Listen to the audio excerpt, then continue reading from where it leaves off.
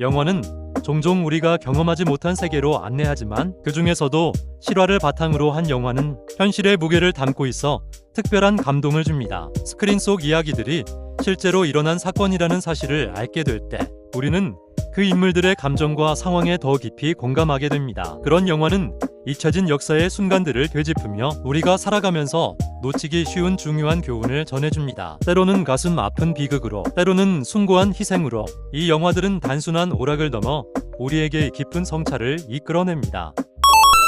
영화 변호인은 노무현 전 대통령이 변호사 시절 참여했던 불임 사건을 바탕으로 1981년 부산에서 발생한 이 사건은 학생과 교사들이 반정부 사상을 퍼뜨렸다는 혐의로 구속되고 고문까지 당한 사건입니다. 노무현은 이들의 변호를 맡으며 인권 변호사의 길을 걸었습니다. 영화 암수살인은 실제로 여러 미해결 살인 사건을 저지르고도 수사망을 피해갔던 범죄자의 자백을 바탕으로 만들어졌습니다. 이 사건들은 공식적으로 밝혀지지 않은 암수범죄로 수사기관에 신고되지 않은 살인 사건을 뜻합니다.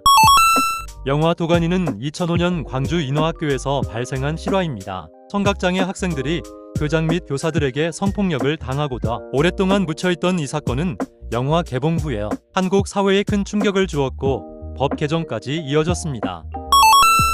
영화 한공주는 2004년 발생한 밀양 여중생 집단 성폭행 사건을 바탕으로 미성년자들이 무차별적으로 성폭행을 당하고도 가해자들이 제대로 처벌받지 못한 비극적인 사건입니다.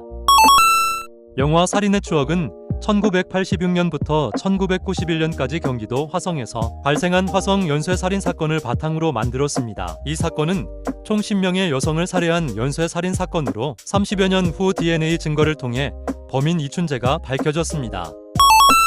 영화 택시운전사는 1980년 광주 민주화 운동 당시 독일 기자 위르겐 힌츠페터를 태운 택시 기사 김사복의 실화를 바탕으로 만들었습니다. 김사복은 힌츠페터가 광주의 참상을 외부에 알릴 수 있도록 도왔습니다. 영화 화려한 휴가는 1980년 5월 18일부터 27일까지 벌어진 광주 민주화 운동을 배경으로 만들어졌습니다. 당시 광주 시민들은 군사 정권에 맞서 싸웠고 많은 희생자를 남겼습니다. 이 사건은 한국 민주주의 발전에 중요한 역할을 했습니다. 영화 1987은 박종철 고문치사 사건을 기반으로 1987년 민주화 운동과 6월 항쟁을 다루고 있습니다. 박종철의 죽음은 군사 정권에 대한 국민들의 분노를 촉발시켜 결국 민주화를 이끌어냈습니다.